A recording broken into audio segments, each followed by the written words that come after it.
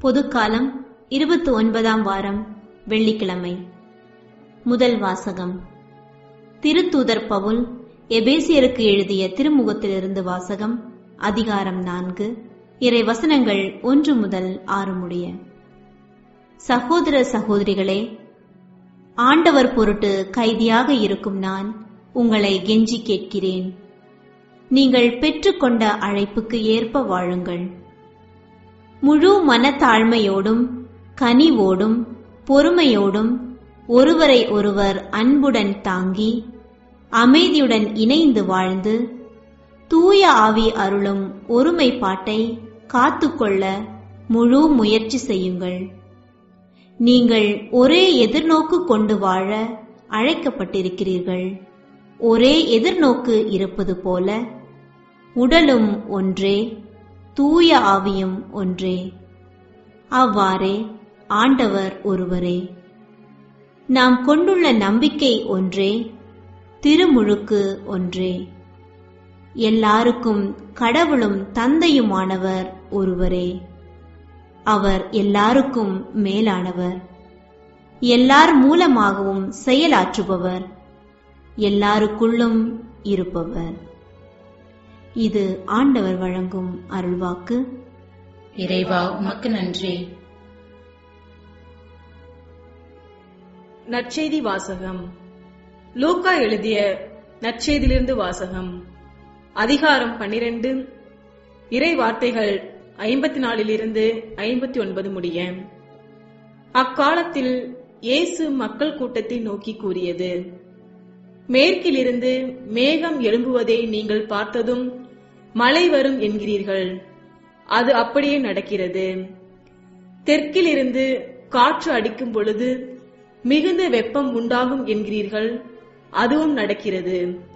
வெளி வேடக்காரரே, நிலத்தின் தோற்றத்தையும் வானின் தோற்றத்தையும் ஆய்ந்து பார்க்க அறிந்திருக்கும் போது இக்காலத்தை நீங்கள் ஆய்ந்து பாராமல் இருப்பது எப்படி? நேர்மையானது எதுவென நீங்கள் தீர்மானிக்காமல் இருப்பதேன்? நீங்கள் உங்கள் எதிரியோடு ஆட்சியாளரிடம் போகும்போது வழியிலேயே உங்கள் வழக்கை தீர்த்து கொள்ள முயற்சி செய்யுங்கள். இல்லையேல் அவர் உங்களை நடுவரிடம் இழுத்துக்கொண்டு போக நடுவர் உங்களை நீதிமன்ற அலுவலரிடம் ஒப்புவிப்பார். நீதிமன்ற அலுவலர் உங்களை சிறையில் அடைப்பார். கடைசி காசு வரை நீங்கள் திருப்பி செலுத்தாமல் அங்கிருந்து வெளியேற மாட்டீர்கள் என உங்களுக்கு சொல்கிறேன். இது கிறிஸ்து வழங்கும் நற்செய்தி. கிறிஸ்துவே, உமக்கு புகழ்.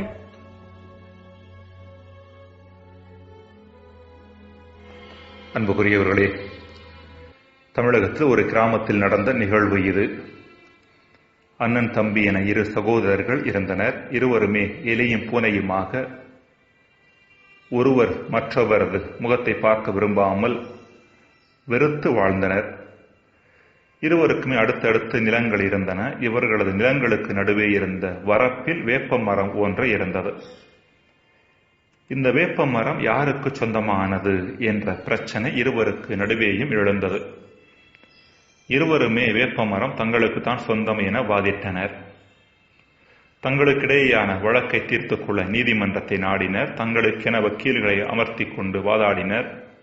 தங்களுக்கு துணையாக நபர்களையும் தேடினார்கள். தாங்கள் எந்த வகையிலும் தோற்றுவிடக்கூடாது என்பதில் இருவருமே குறியாயிருந்தனர். இறுதியில் வேப்ப மரம் யாருக்கு சொந்தமானது என்ற தீர்ப்பு வந்தபொழுது இருவருமே தங்களது நிலங்களை நீதிமன்ற செலவுக்கென விற்பனை செய்திருந்தது தெரிய வந்தது. நீங்கள் உங்கள் எதிரியோடு ஆட்சியாளரிடம் போகின்ற பொழுது வழியிலேயே உங்கள் வழக்கை தீர்த்துக் கொள்ள முயற்சி செய்யுங்கள் என்று இறைமகன் இயேசு சொன்னது அன்று மட்டுமல்ல, இன்றும் பொருந்தக்கூடியதாக இருக்கிறது. புனித பவுலடியார் இன்றைய முதல் வாசகத்தில் இன்னும் ஓர் அடி மேலே போய் இப்படிப்பட்ட பிரிவினைகளையும் பிளவுகளையும் தவிர்ப்பது எப்படி என்பது குறித்த வழிமுறையை நமக்கு வழங்குகிறார். முழு மன தாழ்மையோடும் கனிவோடும் பொறுமையோடும் ஒருவரையொருவர் அன்புடன் தாங்கி அமைதியுடன் இணைந்து வாழ்ந்து தூய ஆவி அருளும் ஒருமைப்பாட்டை காத்துக்கொள்ள முழு முயற்சி செய்யுங்கள் என்கிறார். மனிதர்களாகிய நாம் அனைவரும் உடல் அளவிலும் சிந்தனை அளவிலும் உணர்வு அளவிலும் வேறு வேறானவர்களாக இருந்தாலும் நாம் அனைவரும் ஒரே தூய ஆவியால் இணைக்கப்பட்டிருக்கின்றோம். இந்த தூய ஆவியானவர் ஒரே கடவுளின் பிரதிபலிப்பே அன்று வேறு எதுவும் அல்ல. எனவேதான் பவுல் தொடர்ந்து தூய ஆவியும் ஒன்றே, அவ்வாறே ஆண்டவர் ஒருவரே என்று சொல்கிறார். இவ்வாறு வேறு வேறாக வெளியே தெரிகின்ற நம் அனைவரையும் ஒன்றிணைக்கும் மாபெரும் ஒரே சக்தியாக தூய ஆவி இருக்கின்றார். எனவே எந்த ஒரு நபர் தனக்குள் இருக்கும் தூய ஆவியின் தூண்டுதல்களுக்கு இயைந்து தன் வாழ்வை அமைத்துக் கொள்கிறாரோ அவரே பிறரை தன் எதிரியாக கருதாமல் உடன் பங்காளிகளாக கருதுகிறார் என்று அர்த்தம். அவரே தூய ஆவி அருளும் ஒருமைப்பாட்டை காத்துக்கொள்ள முயற்சி எடுக்கிறார் என்று பொருள். அன்பிற்குரியவர்களே, உறவுகள் உதாசீனப்படுத்தப்பட்டு ஒற்றுமை ஓரம் கட்டப்பட்டு அன்பை அவமதித்து அமைதியை இழந்து தவிக்கும் சமூக சூழலில் நாம் வாழ்ந்து கொண்டிருக்கின்றோம். இப்படிப்பட்ட தவிப்பிற்கான அடிப்படை காரணம் நம் சிந்தனைகளுக்கு முக்கியத்துவம் கொடுத்து உணர்வுகளுக்கு அடிமையாகி கிடப்பதே. தனது சிந்தனைகளோடும் உணர்வுகளோடும் தன்னை அடையாளப்படுத்திக் கொள்ளாமல் அவற்றையும் தாண்டி எந்த ஒரு மனிதரால் தன் வாழ்க்கை பயணத்தை மேற்கொள்ள முடிகின்றதோ அந்த மனிதரால் மட்டுமே தன்னுள்ளே பிரசன்னமாயிருக்கும் ஆவியின் பிரசன்னத்தை கண்டுகொள்ள முடியும். இப்படிப்பட்ட ஆவியின் பிரசன்னத்தை கண்டுகொள்பவரே எல்லா மனிதரோடும் நல்ல உறவு நிலையில் வாழ முடியும். தொடக்க நூல் 11வது பிரிவில் ஒரே மொழி பேசிய மனிதர்கள் தங்களது அகந்தையை நிலைநிறுத்திக் கொள்வதற்காக பாபேல் கோபுரம் கட்ட முயற்சித்தனர் என்று பார்க்கிறோம். இதன் காரணமாக அவர்கள் தங்களிடையே சண்டையிட்டு பிரிந்து சென்றனர்.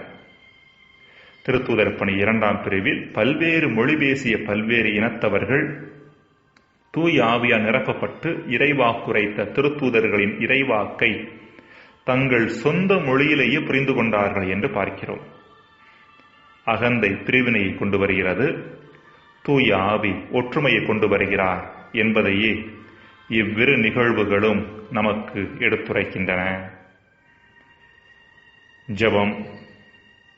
இறைவா, பிரிக்கும் அகந்தையை அழித்து ஒருங்கிணைக்கும் ஆவியின் குரலுக்கு செவி கொடுக்க வரம் தாரும். ஆமேன்.